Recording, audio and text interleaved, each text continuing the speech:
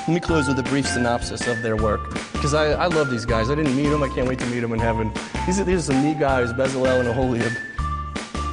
Exodus chapters 36 through 38.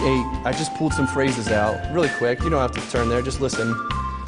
And I'm just pulling out a couple sentences from each chapter. It says, Bezalel made the ark.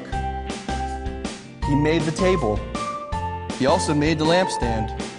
He made the incense altar. He also made the holy anointing oil and the pure incense of sweet spices. He made the altar of burnt offering. He made the laver of bronze. Then he made the court. Listen to this phrase. It's so beautiful. Bezalel, the son of Uri of the tribe of Judah, made all that the Lord commanded. He did it. Did the exact thing that God called him to. 1 Thessalonians 5:24 puts it this way: He who calls you is faithful, who also will do it.